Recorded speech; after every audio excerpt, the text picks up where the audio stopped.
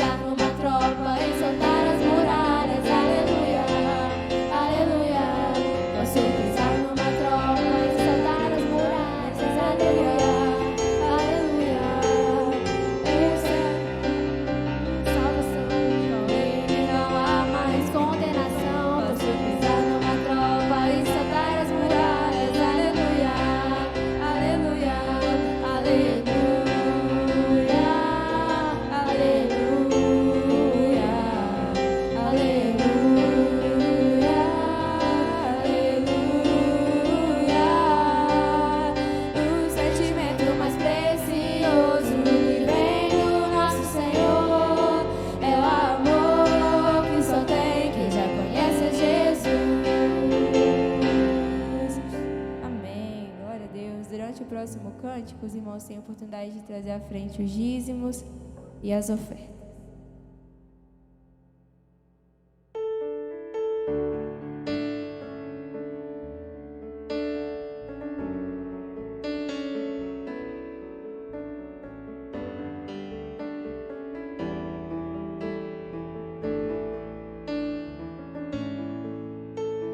Seja engrandecido, ó Deus da minha vida, Tu és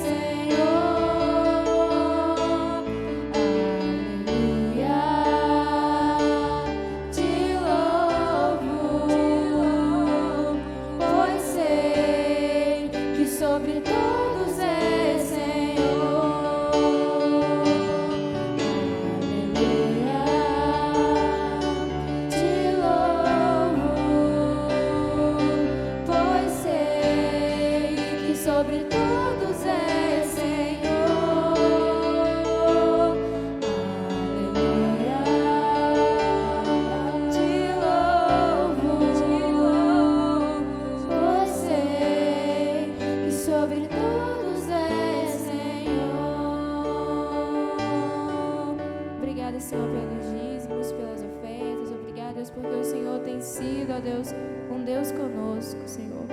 Obrigada pela provisão que o Senhor tem dado a cada lar, Senhor. Obrigada, Senhor, por ser o nosso sustento a cada dia, Senhor. Te louvamos, ó Deus, seja engrandecido, Pai. Pois sei que sobre todos és Senhor.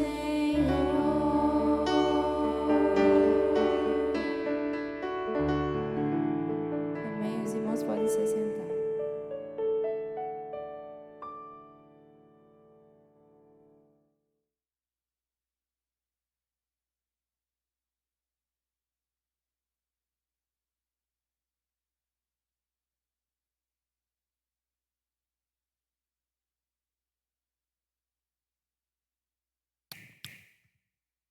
Graça e paz, meus irmãos.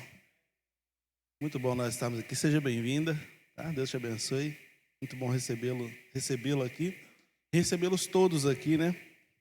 Que Deus, na sua infinita bondade e misericórdia, se digne a abençoar as nossas vidas, receber a nossa adoração, nosso louvor. Eu quero, nesse momento, interceder pela sua vida. Pode ser que você esteja precisando de uma intercessão, de uma ação de Deus direcionada para algum ponto, alguma área da sua vida. Talvez você precise que isso aconteça. Nesse momento nós faremos esse momento de intercessão. Oremos. Seja engrandecido, ó Deus, da nossa vida. Nós te louvamos, nós te bendizemos, nós te adoramos, ó Deus, porque nós não somos merecedores das tuas misericórdias, não somos merecedores das tuas bênçãos, mas o Senhor, ó Deus, tem nos visitado todos os dias com misericórdias que não têm fim, com amor, ó Deus, infindável, tem nos dado a oportunidade de estarmos vivos, cultuando ao Senhor neste momento. Eu te agradeço por essa oportunidade. Te peço, ó Deus, que a mão do Senhor se estenda sobre a vida de cada um de nós, para abençoar, ó Deus, de acordo com a necessidade que cada um tem da parte do Senhor. O Senhor sabe como pode intervir, o Senhor sabe como colocar a tua mão, como abençoar, o Senhor sabe. Faz isso, ó Deus, na vida do teu povo, em nome de Jesus. Há irmãos sofrendo com enfermidades, há irmãos sofrendo com problemas financeiros, problemas conjugais, problemas familiares de toda ordem, problemas, ó Deus, no setor de trabalho. Abençoe cada um de acordo com a necessidade que cada um tem. É assim que eu oro, é assim que eu te agradeço e ainda te peço mais. Fale aos nossos corações pelo poder da tua palavra, em nome de Jesus. Amém. Amém, meus irmãos? Abra sua Bíblia em Mateus capítulo 6. Mateus 6, do versículo 19 ao versículo 24. Mateus capítulo 6, de 19 a 24.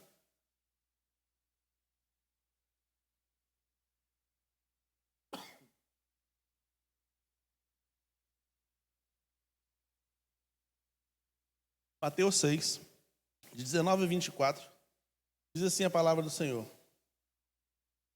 Não ajunteis tesouros na terra, onde a traça e a ferrugem tudo consomem, e onde os ladrões minam e roubam. Mas ajuntai tesouros no céu, onde nem a traça nem a ferrugem consomem, e onde os ladrões não minam nem roubam. Porque onde estiver o vosso tesouro, ali estará também o vosso coração.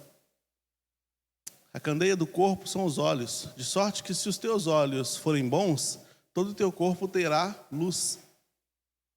Se, porém, os teus olhos forem maus, todo o teu corpo será tenebroso. Se, portanto, a luz que em ti há são trevas, quão grandes serão tais trevas? Ninguém pode servir a dois senhores, porque ou há de odiar um e amar o outro, ou se dedicará a um e desprezará o outro. Não podeis servir a Deus e a Mamon. Amém, meus irmãos? Leitura feita. Vamos meditar nessa palavra. Pedir ao Senhor que venha falar aos nossos corações, né? Que Ele opere na nossa vida através dessa palavra, ministrando-a no nosso coração. Jesus, então, aqui está fazendo um discurso, está fazendo um sermão aqui, condenando a avareza. condenando o amor exacerbado por dinheiro. Nesse ponto, especificamente, ele está trabalhando essa questão. Ele fala, não ajunteis tesouros na terra. Era comum que as pessoas, às vezes, cavassem no seu quintal um buraco e colocassem ali os seus recursos, o seu dinheiro. Na nossa época, na época dos nossos avós, era no colchão, né? Muita gente depois foi achada aí com dinheiro sem valor, porque passou muito tempo no colchão. Mas, naquele tempo, eles cavavam e colocavam dentro do buraco mesmo, de verdade. Por exemplo, coisas preciosas, documentos, dinheiro, pérolas. Jesus fala sobre o reino de Deus é semelhante a um homem que cavando acha uma pérola e vende tudo que tem e fica com ela. Então é isso mesmo, é cavar porque tinha. Jeremias, por exemplo, na época do cativeiro, a Bíblia diz que Jeremias comprou uma escritura de um terreno na Babilônia, enterrou e colocou lá. Era um documento, era o lugar onde se guardava. Então Jesus fala, não ajunte tesouro na terra, não vai fazer como as pessoas fazem, juntar tesouro na terra, porque onde tiver seu tesouro, aí vai estar o seu coração. O que domina a sua mente, domina a sua vida. O que controla a sua mente, controla a sua vida. Seus passos serão dados baseado naquilo onde você colocou o seu coração, onde você determinou que o seu coração há de ficar. Então ele está aqui nesse processo, ou nesse discurso dele, falando sobre a avareza, falando sobre os cuidados que se deve ter com a avareza. Até porque, na condição em que os apóstolos estariam posteriormente, e o próprio Jesus esteve, era muito fácil ganhar dinheiro. A Bíblia diz que algumas mulheres financiavam o ministério de Jesus. Já reparou isso? Algumas mulheres financiavam, davam dinheiro para o ministério de Jesus. Era comum uma pessoa que falava, que pregava, que ensinava, que doutrinava outras pessoas, um mestre, um rabino, um profeta, era comum as pessoas irem até ele levando donativos, levando dinheiro para eles. Por exemplo, a gente viu aqui a história de Saul, né? Quando Saul foi ungido rei, a Bíblia diz que o criado, o auxiliar do Saul, falou com ele assim, em Israel tem um profeta. Tem um profeta, não era nem Israel na época, né? Tem um profeta em Siquém, acho que era Siquém, tem um profeta. Aí Saul fala assim, mas eu não tenho nada para dar para ele. Como é que eu vou consultar um profeta sem levar nada para ele? Aí o rapaz fala, olha, eu tenho um dinheiro aqui, a gente leva esse dinheiro e dá a ele. Então era comum. Então Jesus está advertindo aqui os seus discípulos, advertindo inclusive e principalmente os seus apóstolos, a não fazerem da fé um comércio, porque ele sabia que isso era comum. Os escribas, os fariseus, por exemplo, muitas vezes eles recebiam dinheiro para fazer uma oração. Pedro vai falar sobre isso. Pedro fala assim, algumas pessoas, parafraseando Pedro, né? Alguns religiosos vão à casa das viúvas com pretensas e longas orações e vão arrancando tudo delas. Então ele fala, cuidado. Aqui ele está advertindo, cuidado. Não fica muito preso à questão do dinheiro, até porque mais para frente você vai ver lá em 1 Timóteo, o apóstolo Paulo, 1 Timóteo 6,10, o apóstolo Paulo falando, o amor ao dinheiro é a raiz de toda espécie de males.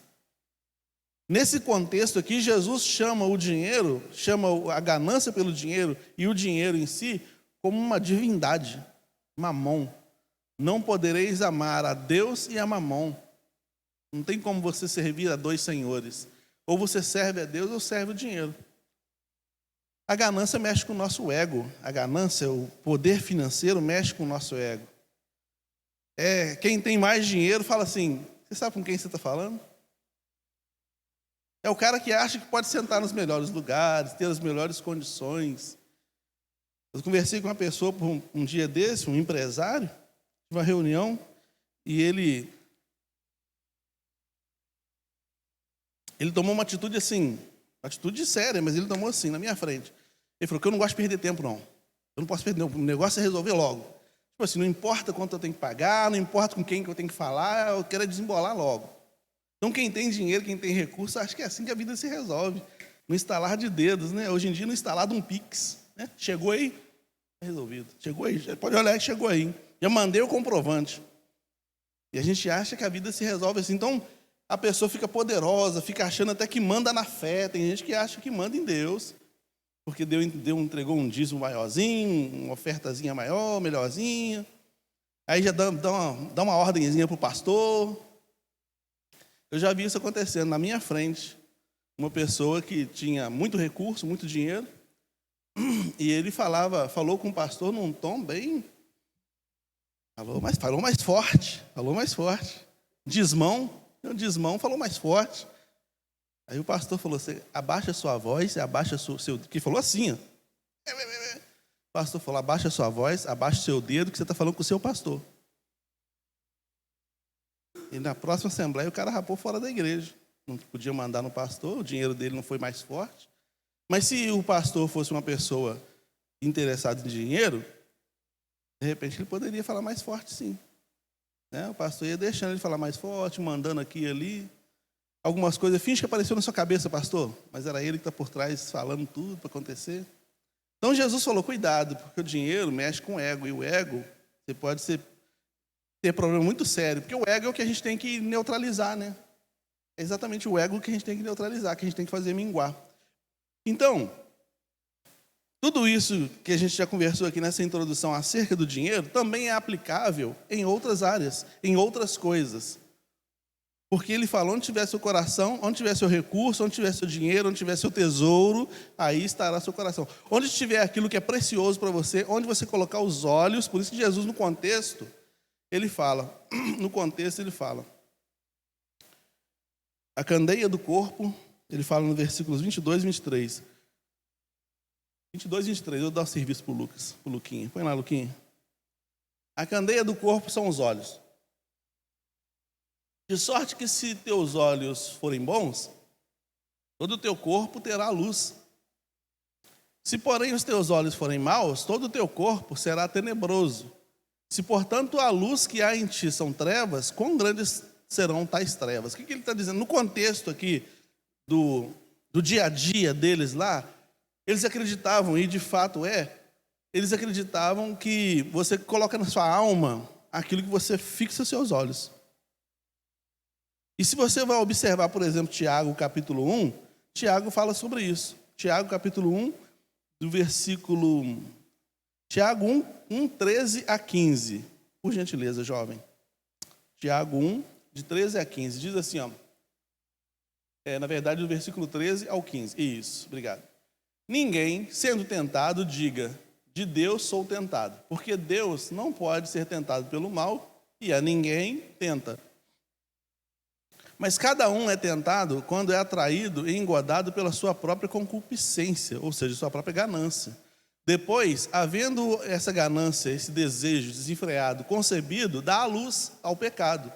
E o pecado, sendo consumado, gera a morte. Então ele está dizendo o seguinte, onde você colocou o seu olho e fixou o olho ali, a sua intenção, a sua obsessão, o seu desejo, onde ele estiver fixado, onde estiver o seu tesouro, sua vida vai sendo levada, conduzida naquela direção, e isso pode te afetar profundamente. Então ele está dizendo exatamente o que Jesus falou aqui. Entra na mente, entra no coração da gente aquilo que a gente vê e se interessa. No caso, Jesus está falando sobre o dinheiro, mas já entenderam que eu quero ampliar esse discurso. Porque o tema da nossa reflexão é como são os seus olhos. Como estão os seus olhos? Na verdade, como estão os nossos olhos? O meu também. Como estão os meus olhos? Como estão os nossos olhos? Onde que eu estou colocando os olhos? Ou seja, qual é o meu interesse? Os meus olhos são bons ou são maus? E aí a gente vai começar a observar algumas coisas. Bom, já ficou claro para a gente aqui que se os meus olhos forem gananciosos, né, concupiscência dos olhos, inclusive é citado em 1 João 2, de 15 a 17, fala sobre isso, concupiscência dos olhos, a soberba da vida, tudo isso vem do mundo e não de Deus. E o mundo passa e Deus, mas aquele que faz a vontade de Deus permanece para sempre, diz João. Então, essa concupiscência, tudo isso que gera ou que atrai nossas piores inclinações, são potencialmente perigosíssimas. Tiago diz, gera a morte. E aí entra a questão do pecado para a morte, né? Tem o negócio do pecado para a morte aí. Gera a morte. Né? Então, cuidado é o que nós precisamos. E eu quero falar sobre todas não. Eu quero que a gente pense sobre como está a condição dos nossos olhos. Onde estão os nossos olhos? Como estão os nossos olhos? O que a gente está vendo? Ou o que a gente está trazendo para dentro da alma? com que a gente está alimentando a nossa alma, com que a gente está enchendo o nosso coração. Porque não só a boca vai falar muito sobre isso, como também o corpo vai se inclinar muito nessa direção. Jesus falou que o coração estiver cheio, a boca fala. E não é só a boca falar, a gente vai nessa direção. Tiago falou ali bem claro para a gente. A gente vai na direção daquilo que a gente está alimentando dentro. Né? A ganância é perigosa. Né? Como nós falamos aqui em Timóteo, Paulo vai falar que o amor ao dinheiro é a raiz de toda espécie de males. Olha que perigoso. O amor ao dinheiro é a raiz de toda espécie de males. Paulo, ao dizer isso, ele estava vendo os imperadores, ele estava vendo as pessoas, ele estava vendo soldados cuja paga do soldado era o espólio de guerra. Um soldado, quando ele era ordenado pelo Império Romano ou qualquer outra legião, de qualquer outra... Legião é uma palavra muito romana, né? Mas qualquer outro exército de outra nação, o soldado, quando ele ia para invadir uma terra, para fazer alguma coisa, o salário dele era aquilo que ele conseguisse pegar para ele. Então o soldado era como um carniceiro, matava gente, fazia um montão de coisa para conseguir o máximo de dinheiro possível, até para ficar rico. Então, ele fazia de tudo. Então, Paulo está vendo isso, ele fala, é uma raiz de toda espécie de males. Por causa dela, o irmão mata o outro. Por causa do amor ao dinheiro, o irmão mata o outro. Né? Então, eu quero ampliar isso e dizer que qualquer tipo de ganância é altamente perigoso. Né? Qualquer tipo de coisa que nos atrai, nos leva, é altamente perigoso. O que nos domina, nos controla. Disse Pedro em 2 Pedro 2,19, jovem. 2 Pedro 2,19. Vou dar bastante serviço para o Luquinha. Está esperto, hein? Prometendo-lhes liberdade, sendo eles mesmos servos da corrupção. Ele está falando sobre falsos mestres. Aí ele fala assim, porque de quem alguém é vencido, do tal faz-se também servo. Aquilo que me vence, me transforma num escravo. Aquilo pelo qual fui vencido, me transforma num escravo. Né? Por isso que é perigoso. Pode ser o dinheiro, pode ser a ganância, pode ser o desejo, qualquer tipo de desejo, qualquer tipo de coisa. Me dominar, me transforma num escravo. É por isso que a gente fala assim, uma pessoa viciada, seja em qualquer coisa, uma pessoa viciada, ela não tem controle. No domingo, na escola dominical dos jovens, a gente estava conversando sobre alguns assuntos lá sobre pós-modernidade e como é que o cristão reage, né, às coisas da pós-modernidade, desse mundo novo. E aí a gente estava falando, eu estava me lembrando de uma senhora que eu conheci, que era crente, mas era viciada em jogo. A doninha fazia uma fezinha. Mas ela ficou tão viciada que chegou um momento que ela quase perdeu a casa dela. Um dia, meia-noite, eu estava em casa, a gente nem tinha Sofia ainda, estava em casa bem tranquilão, o telefone tocou, tive que atender. Meia-noite. Saí de lá 2h da manhã. Ela queria que eu procurasse os irmãos de dinheiro da igreja e pedisse uma ofertinha para ajudar ela a pagar uma dívida de jogo que o agiota queria matá-la. Falei, irmã, você tem certeza da salvação? Ai, com Jesus. Não, pastor, mas não pode, a gente tem que... Seria bom se os irmãos me ajudassem. Falei, eu não tenho cara para fazer isso, para pedir isso. Para mim, eu não tenho condições de fazer um negócio desse. Como é que eu vou chegar perto do irmão e falar... Aí o irmão me pergunta, qual o problema da irmã fulana? Fez uma fezinha a mais, estava com muita fezinha, e aí ficou devendo, tá correndo risco de morrer. Falei, sabe o que você faz? Pede ajuda de um advogado, eu vou te dar o telefone dele, dei o telefone, pede um advogado para conversar com esse agiota e tentar negociar essa dívida, parcelar, você paga parcelado. Não, mas eu não... então, irmão, sinto muito, eu não tenho esse dinheiro para te dar, e se tivesse também, eu não vou tirar da boca da minha família, não, eu vou pagar os meus vícios, seu não. Já tem vício demais para resolver da minha vida do que os seus. E foi assim, ela foi lá e conseguiu negociar a dívida lá, pagou não sei quantos anos para frente. E espero que ela... Eu falei assim, aí no dia seguinte, liguei, perguntei, foi lá, fui. O advogado ajudou lá, resolveram lá. Falei, agora eu tenho um outro compromisso contigo. Eu já entrei em contato num lugar chamado Jogadores Anônimos. Eu vou me matricular lá junto contigo, nós vamos participar de várias sessões. Aí ela Não, não precisa não. Eu falei, tem certeza? Acho melhor, você está viciada. Enfim, não quis, resolveu a vida, graças a Deus, parece que parou de jogar, tomou um susto, foi bom. Mas percebe que às vezes a pessoa perde tudo. Eu conheci uma senhora, quer dizer, eu conheci a irmã de uma senhora que realmente, literalmente perdeu tudo no jogo, perdeu uma casa por causa de jogo. E muita gente perde por causa de bebida, perde por causa de droga, perde por causa de mulher, perde por causa de um monte de coisa. Tudo que domina sua mente te leva à ruína. Né? Então, Paulo Pedro falou aqui, ó, o que controla a nossa mente nos torna escravos. Né? A pessoa às vezes quer parar, mas não consegue. Viciou-se numa droga, viciou-se numa bebida, viciou-se em alguma coisa, ele se esforça para parar, mas ele não consegue porque está escravizado. Está escravizado. Aí é só o poder do Espírito Santo para trazer libertação. Né? Mas onde estão os teus olhos? Eu já falei dos perigos, mas vamos falar de coisa boa, né? Não que isso não seja coisa boa. Advertências. Mas agora vamos falar de onde você está com seus olhos. Como estão os seus olhos? Estão bons ou maus? Uma pessoa que tem olhos bons, ela consegue admirar sem cobiçar. Por exemplo. Consegue admirar sem cobiçar. Tem gente que vê um carro diferente, vê uma coisa diferente, e ele fica sem dormir 3 noites, 10 noites, até conseguir aquilo. Fica desesperado. Eu só ando com gente boa, né? Trabalhei com uma pessoa que ela tinha vício em trocar de carro.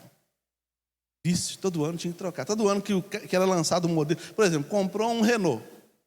Vamos supor, um Logan.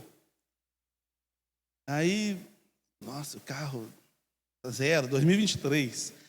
Aí no final de 2023 para 2024 eles lançam um modelo novo, mudou um friso. Ele ficava desesperado, tinha que trocar por causa daquele friso. Mas a lanterna não, aquela lanterninha que saiu agora, preciso daquele carro com aquela lanterninha que saiu agora. Cobiça. E você sabe que para quem já trocou de carro, sabe que toda vez que você troca de carro, você perde muita grana. É muito dinheiro. Carro é bom você casar com ele, você compra e fica com ele. O negócio de ficar trocando de carro sempre, você perde muita grana. Né? Mas a cobiça gera isso. Né? Mas o bom é quando a pessoa, se você tem olhos bons, é quando você olha, admira, mas não cobiça. Você consegue até elogiar, você consegue até falar bem. Mas aquilo não entra no seu coração, não te dominou. Apagou, passou. Sabe? Para você fazer o teste. Você está num consultório oftalmológico agora para ver se seus olhos estão bom ou está ruim. Não vai passando esse negócio? E agora? E agora? Não é assim que faz? Vai lá, vai passando assim o grau para você ver como é que está bom ou se está ruim, né? Então agora, está bom ou está ruim? Quando você olha uma coisa, você só admira ou você fica ansioso? Não, tem que ter um negócio daquele. Não, eu tenho que tocar igual o fulano toca. Tem que tocar igual a Vitória toca. Não, eu tenho que... Os olhares invejosos, não, eu tenho que cantar igual a Vitória. Não, eu tenho que interpretar igual o Rui. Não, eu tenho que... Tem gente que não dorme, enquanto não emular, não fica parecido com o outro, né? Ele despersonaliza, ele quer ser o outro, ele fala até igual. Começa a falar igual, começa a vestir umas roupinhas igual. Ele acha que... Vocês vão acabar me confundindo com o Rui em qualquer momento desse aí. Tem que ter um negócio desse. Mas às vezes a pessoa ela vai entrando no ridículo de se despersonalizando, perdendo as suas próprias características para tentar ficar igual ao outro. Isso é olho mau. É olho grande. Olho gordo. Esse olho mau. Esse olho está doente, cara. Esse olho está doente. Né? Olhos bons, a pessoa vê aquilo, a pessoa tocou legal, interpretou legal, deu a aula lá bacana, tudo.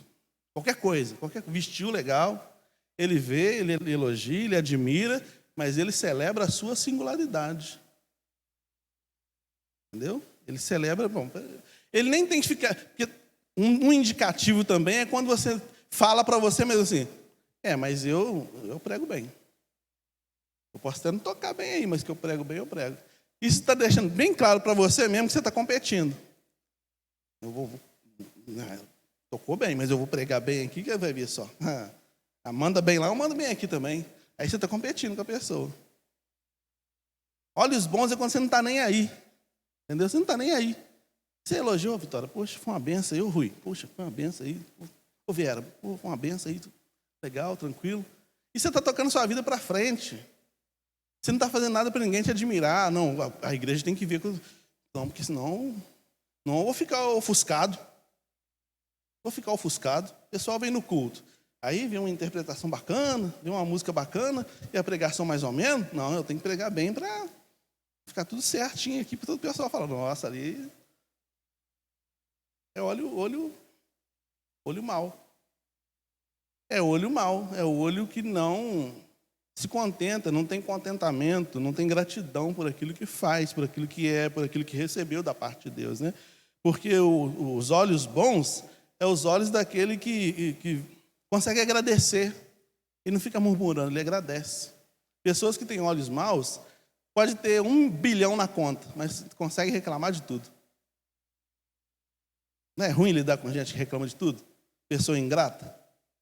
Você faz das tripas o coração para a pessoa, você acordou de manhã, você preparou tudo, você fez tudo certinho. Você leva o café na cama, agora eu vou pegar mais nesse ponto, assim, leva o café na cama, o café está sem açúcar. Está difícil. É difícil. O olho mau não consegue agradecer, mas o olho bom, o café está sem açúcar, eu vou ficar quietinho para não estragar o serviço. Né? Estragar o serviço. Vitória desafinou. Não vou estragar o serviço, não. Vitória, foi uma benção. O olho mau falou, o culto foi todinho uma benção, né? Mas aquela desafinada entrou para a história. 99% de coisas foram boas. 99% de coisas você fez bem. Uma coisa você errou. Você já reparou que essa única coisa que você errou te acompanha a vida inteira? Você fica pensando, nossa, em 1994, não podia ter desafinado daquele culto, gente. 1994, cara. 90% das pessoas que estavam lá já morreram, mas você está preocupado até agora, porque ninguém está lembrando disso mais. O mundo já girou 300 milhões de vezes depois disso, mas você está agarrado lá atrás. Agradece porque passou. Ter olhos bons é quando você consegue agradecer, você vê o favor de Deus na sua vida, você vê as coisas boas que a vida está te oferecendo. Durante o dia você tem a opção de agradecer pelas coisas boas que acontecem ou ficar observando as coisas ruins que acontecem. Isso vai determinar como é que estão seus olhos. Né? Isso vai determinar. Quem tem olho bom vê a bondade de Deus. Apesar dos pesares, consegue ver a bondade de Deus, consegue ver o favor de Deus, consegue agradecer a Deus, consegue se voltar para Deus e agradecer. Quem tem olhos maus reclama com Deus. O cara tem saúde, o cara tem força para trabalhar, o cara tem uma família, mas não tem dinheiro para comprar aquela pizza no final de semana. Aí ele vai brigar com Deus sobre isso. Mas que droga também, eu trabalho a semana inteira aí, queria comer uma pizza. Pizza aí. Tem gente que queria comer o pão com manteiga que você come, cara. Você não agradece o pão com manteiga, que reclama da pizza que você não tem. Falando pizza não pode ser isso, qualquer outra coisa. Gente, quem tem olhos maus, isso é vício, sabia que reclamar é vício? Quem é viciado em reclamar, pode ter as melhores coisas da vida, sempre vai reclamar. E toda vez que eu reclamo, eu estou louvando ao encardido. O pastor Silas Malafaia, uma vez, ele falou o seguinte, que a murmuração, ela equivale a eu dizer para Deus que Deus não é tão cuidadoso assim comigo. O povo estava atravessando o deserto, durante o dia tinha uma nuvem, durante a noite tinha uma coluna de fogo, quiseram pão, caiu o pão do céu, quiseram carne, caiu carne do céu, quiseram água, saiu água da rocha, mas tudo que eles faziam era reclamar. O que Deus falou? Ninguém vai entrar na terra. Morreu todo mundo por causa de reclamação, porque tinha olhos maus. Não conseguiram perceber o cuidado de Deus na nuvem, o cuidado de Deus na coluna, o pão, a carne, a água. Ao invés de agradecer pelas coisas que estavam chegando, pelas bênçãos que estavam chegando, preferiram reclamar do que não tinha. Lá no Egito a gente tinha estabilidade, a gente tinha uma cidade lá para a gente. A gente era até escravo, mas a cidade era nossa, a gente estava lá. Deram a cidade lá para a gente morar lá dentro. Agora aqui a gente está andando no deserto com uns bobos aqui. Moisés, dá um jeito nisso, Moisés. Tem certeza que é por aqui, Moisés? Coitado de Moisés. E aí Moisés falou, Senhor, cuida do seu povo aí, que para mim não dá mais não. Então, quem tem olhos bons, consegue agradecer a Deus, né? Consegue se voltar para Deus em adoração, em louvor. Quem tem olhos bons, não vê a obra de Deus como um peso, mas como um privilégio. Muitas vezes a gente vê a obra de Deus como um peso. Nossa, vou ter que ir lá naquele congresso, 7 horas da manhã, gente. Gente. Ter que ir lá naquele congresso, gente. O pessoal resolve lá sem mim. Não, gente, vou ter que ir lá no culto quarta-feira, mesmo de verdade. Não. Sempre um peso, é sempre difícil demais para quem tem olhos maus. Mas para quem tem olhos bons, vê, nossa, que privilégio que eu tenho, que oportunidade, né? Que oportunidade de servir, que oportunidade de fazer a obra de Deus. Quem tem olhos bons também, se ama, se aceita, né? Pode parecer uma coisa boba, tem a ver com a mensagem que a Juscelane pregou aqui domingo, né? A gente fica muito pressionado pela sociedade, com relação aos padrões de beleza, né? Os padrões que a sociedade impõe. Você está fora do esquema se você não comer o que, né, que fala que tem que comer, não fizer o que tem que fazer, não vestir o que tem que vestir, não ser do jeito que tem que ser, não ter o corpo do jeito que diz que tem que ter. Você fica... E tem gente que se preocupa seriamente com isso. Tem gente que passa mal, fica doente por causa disso. Eu atendi uma moça e ela sofria bulimia, né? Ela sofria de bulimia. Ela comia e vomitava porque ela não queria engordar, porque precisava ficar no padrão. E isso ficou doentio na cabeça dela. Doentio mesmo, a ponto dela ir para o psiquiatra, tomar remédio para controlar a ansiedade, para controlar uma série de coisas, porque ela ficou nessa de eu preciso manter esse padrão. É perigoso. Mas quem tem olhos bons se ama, se curte, né? Não se deprecia. Para com esse negócio de falar assim, eu sou burro mesmo. Para com isso. Eu sou idiota mesmo. Para com isso. Para de se depreciar. Você não precisa ficar fazendo propaganda de você, colocar uma placa aqui, olha como é que eu sou bom. Está aí andando por aí, sou bom aí, gente. Está escrito bom aqui? Apagou? Deixa eu escrever de novo. Olha para mim aqui que eu sou o cara. Você não precisa ficar fazendo propaganda de você mesmo. A Bíblia diz assim, louvem-te os estranhos, mas não te louve a ti mesmo. Entendeu? Não precisa fazer propaganda, mas não se deprecie. Não fique achando que você é menor do que os outros, não. Você tem sua singularidade, celebra a sua singularidade, celebra aquilo que você é. Você é único, não tem outro. Singularidade tem a ver com um único. Você é o único. Você foi feito desse jeito, você é desse jeito, se aceite, se ame, seja feliz. Fique vivendo nessa pressão, não, né? Quem tem olhos bons, passa por isso tranquilamente. Lembrei do negócio aqui, mas tem a ver com isso, mas deixa para lá. Depois, na próxima oportunidade, a gente fala sobre isso. Quem tem olhos bons também consegue fazer bons negócios. Você pode pensar que isso não tem nada a ver, né? Mas isso é tido como bênção na Bíblia. Provérbios capítulo 31 vai dizer que a mulher que teme a Deus, o capítulo todo fala sobre uma mulher virtuosa, né? Capítulo 31 de Provérbios.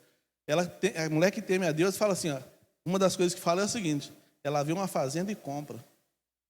Parece bobagem isso, mas quer dizer o seguinte, ela está vendo o futuro, ela está se programando, ela está se preparando. Então, pessoas que têm olhos bons conseguem fazer bons negócios, conseguem ampliar seus recursos, pessoas que têm olhos bons, conseguem se desenvolver na vida, tem olhos bons. Quem não tem olho bom, quem não tem olhos bons, quebra a cara. Né? Quebra a cara. Mas quem tem olhos bons consegue se desenvolver na vida, consegue crescer na vida. Às vezes entende que uma coisa é só uma fase, é só um processo, uma fase de um processo maior. Há momentos que a gente tem que dar um passo para trás, para dar 50 para frente. Quem tem olhos bons entende isso. E consegue fazer isso com naturalidade, com tranquilidade. Quando nós nos casamos, eu e a Renata, a gente pagava aluguel. E aí, nós ficamos grávidos da Sofia, e a gente precisava mudar para um apartamento maior, porque a gente morava no apartamento quarto e sala. A gente estudava, faculdade direto, a gente não parava em casa. Então, quarto e sala resolvia a nossa vida, mas quando surgiu a Sofia, a gente precisava de um quarto a mais. No nosso quarto só cabia o guarda-roupa e a cama, e olha lá. E para a gente era muito bom. Aí eu falei com o Renato assim, vamos comprar um apartamento? Vamos tentar comprar? Aí ela, mas a gente não tem dinheiro, a gente tenta. Se a gente não conseguir, a gente conseguiu pagando aluguel. O que vai mudar o quê? A gente vai pagar aluguel mesmo. Mas se a gente não aguentar pagar, a gente devolve para a Caixa. Eu chego na Caixa e falo, senhorita Caixa, obrigado por ter acreditado na gente. Nós não aguentamos pagar o apartamento, está aqui a chave, é tudo de vocês, pode ficar à vontade aí. E volta a pagar aluguel, que diferença vai fazer? Mas e se der certo? Se der certo, a gente vai ter um apartamento.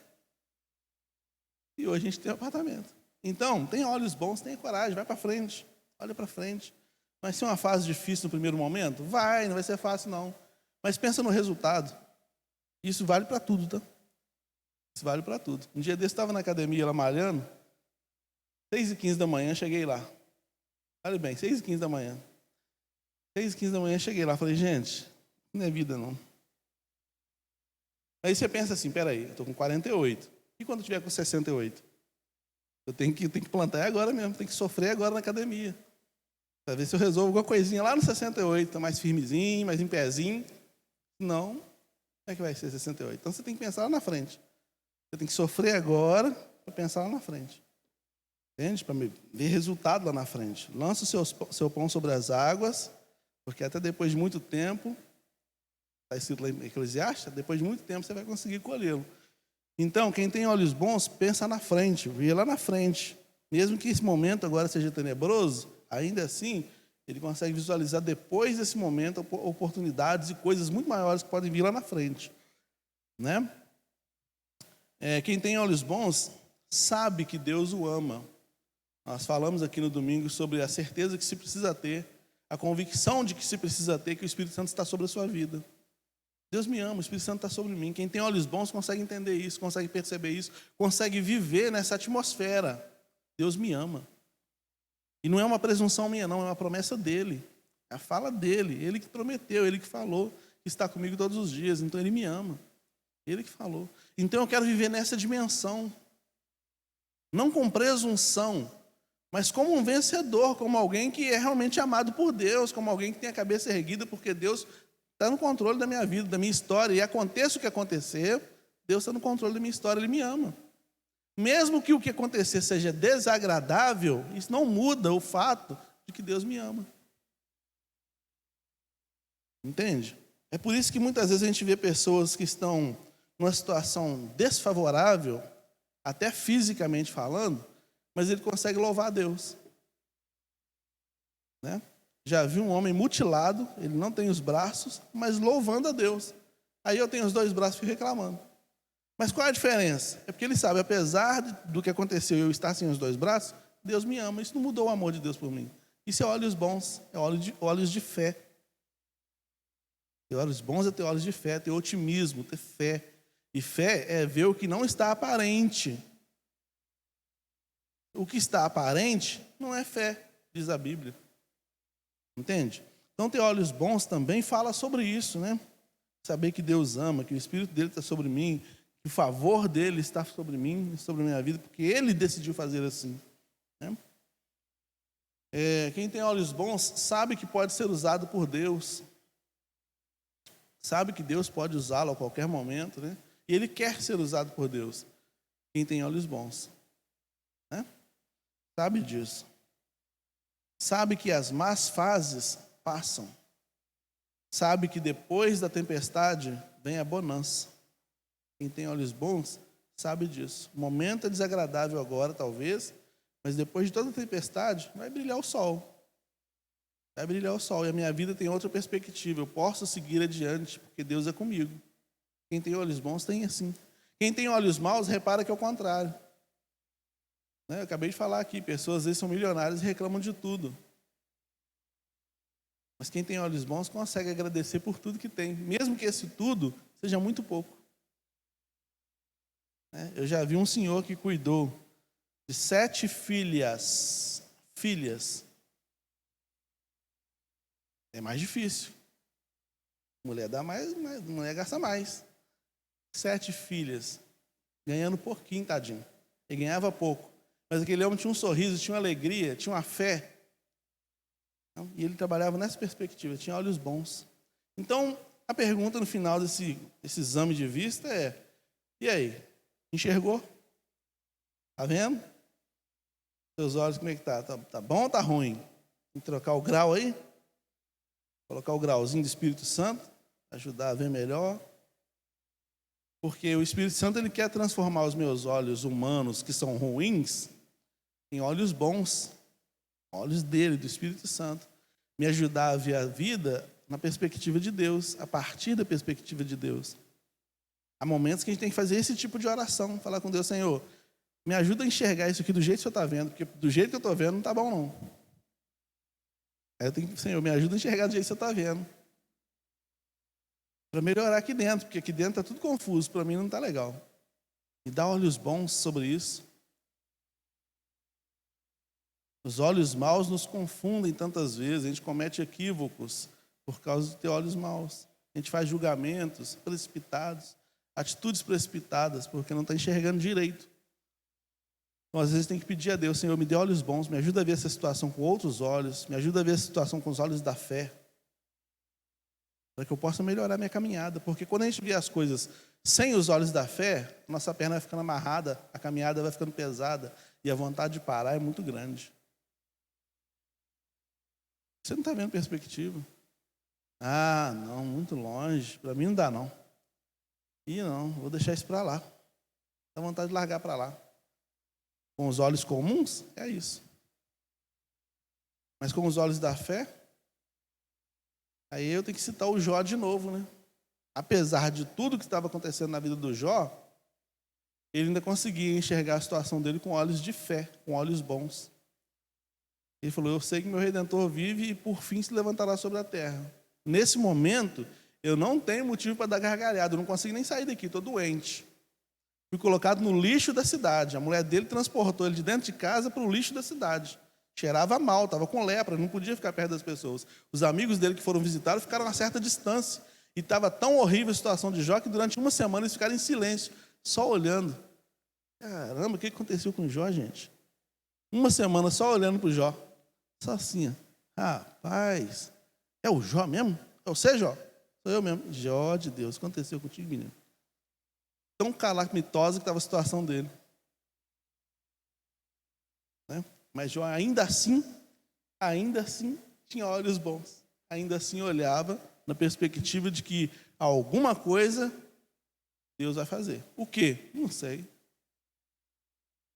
É assim que a gente precisa ver a vida, né? Alguma coisa Deus vai fazer. O quê? Eu não sei. Não sei o que Deus vai fazer. Eu não vou nem sugerir para ele. Quem sou eu? Se eu pudesse fazer alguma coisa, eu seria Deus. Não vou nem falar nada com ele sobre isso, não. Só vou falar: Senhor, me ajuda a ver como o Senhor está vendo essa situação aqui. E pode ser, e é bem provável, que lá na frente você vai olhar para trás e vai falar: que bênção. Foi bênção passar por aquilo. Cresci tanto. Quando a gente passa pela tribulação, a gente cresce para dentro. Crescer para dentro é a melhor coisa que tem. Não tem a ver com o intelecto, não. Tem a ver com a alma. Tem a ver com aquilo que eu sou. A estrutura humana é alterada quando eu consigo perceber a minha passagem por alguma situação que é desastrosa, mas eu consigo passar por ela com fé. Se eu conseguir enxergar o que Deus está fazendo, não. Se eu conseguir enxergar o que Deus fez em mim através da situação que aconteceu, eu chego melhor lá na frente. Chego mais grandão lá na frente. Mais grandão é ótimo, né? Maiorzão lá na frente. Paulo fala sobre isso. A leve tribulação, a momentânea tribulação, essas coisinhas que a gente passa por aqui, tem peso de glória. Nossos calvários têm peso de glória. Quem tem olhos bons consegue perceber isso. E aí a fé vai ficando cada vez mais robusta, vai ficando cada vez maior para dentro, Vai ficando cada vez mais gigantesco em Deus. Entende? Isso é o mais importante. Esse é o mais importante. Então, como é que está a sua visão? Como é que estão os seus olhos? Você está com olhos bons? Mais ou menos? Está ruim? Tem um colírio aí, chamado Espírito Santo, e tem um exercício a ser feito. O exercício é, toda vez que você perceber a influência dos olhos maus, busque os olhos bons. Toda vez que você vai percebendo que os seus olhares para a vida, sua percepção da vida, sua dinâmica na vida, está caminhando para os olhos maus, traga a sua vida de volta para os olhos bons. A Bíblia diz que o espírito do profeta tem que ser sujeito ao profeta.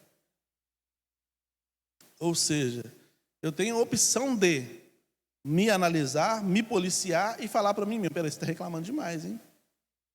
Você está reclamando, para com isso, Cláudio. 7 horas da manhã já está reclamando que está puxando uns ferros aí, rapaz. Para com isso. Você tem a opção de mudar a sua maneira de pensar. Hoje, eu vou ter que confessar, no final eu vou confessar. Hoje eu me enganei, né? Eu passei a perna em mim mesmo, porque aconteceu exatamente isso. Eu estava me arrastando dentro de casa, falei, não vou malhar não. Eu coloco a Sofia na van, 6h15. A van passa lá. E 6h15 a academia, que é do lado da minha casa, já está aberta. Então eu já aproveito, porque são vários lances de escada, eu vou ficar subindo. Já aproveito, já desço e já vou para a academia. Aí hoje eu falei, não, só vou em casa pegar um negócio. A Sofia entrou na van, falei, não, esqueci, não, tem que pegar um negócio lá. Cartão, eu fui em casa, peguei o cartão. Aí eu fiquei lá. E a hora passando, né? Eu estou lá. A gente tem que ir, a consciência fica, você tem que ir. Não, não vou, tem que ir, vou, não vou, não vou. E a hora passa, 7 horas, 7h15. Não, 7h15, 1h15, dá para... Rapidinho eu estou em casa. Mas o negócio não é rapidinho estar em casa, é o que acontece no processo. É muita coisa, gente. Pegar peso para todo lado, puxar para lá e para cá, sofrer na academia. Né? Ah, não, vou ficar aqui. Vou ficar, fico, não fico. Aí eu fui. Não, eu vou. Olhos bons, se eu falar sobre olhos bons, vou. Pensa no resultado, Cláudio. Fui. Chegou lá, fui para a esteira. Aí estou na esteira. Falou, 20 minutinhos. Aí a vozinha dentro de mim falou assim, faz só esteira e vai para casa. Eu falei, é boa ideia. Faça só esteira. Aí eu fiquei na esteira. Meia hora, estou na esteira. Aí daqui a pouco a vozinha veio, não. Só o leg press. Só ele. Daqui a pouco eu fiz a sequência toda. Era 8, lá vai fumaça, 8h30, quase 9 horas. Cheguei em casa suado. Eu falei, bom, venci o dia. Mas tive que ir me enganando, sabe? Não faz só esteira. Não faz mais 10 minutos de esteira. Mais 10 minutos, mas só mais 10. Igual criança, né? Não, só mais 10 pra você ganhar bala.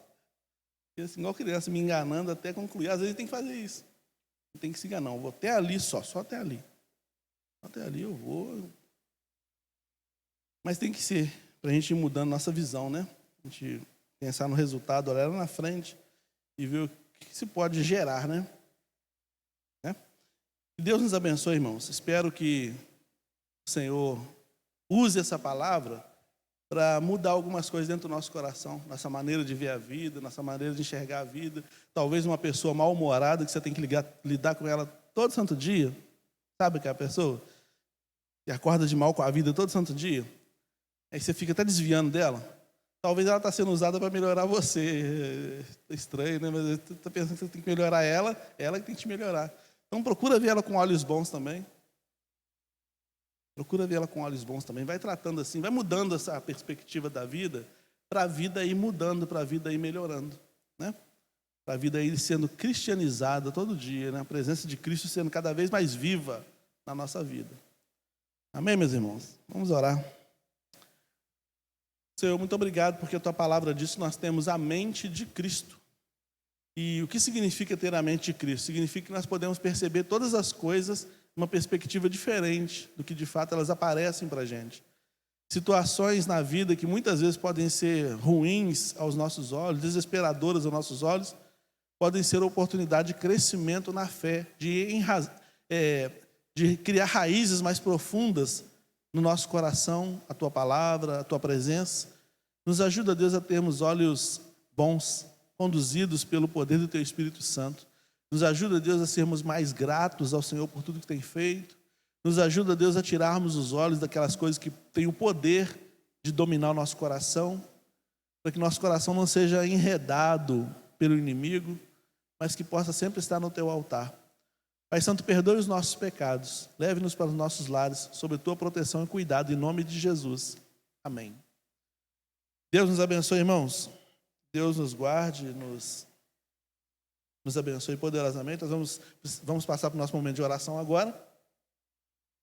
Eu quero pedir aos irmãos que continuem orando aí pelo Congresso dos Adolescentes, né? Está chegando, será nesse próximo final de semana, será uma grande bênção na vida deles e na vida da igreja também. Deus nos abençoe.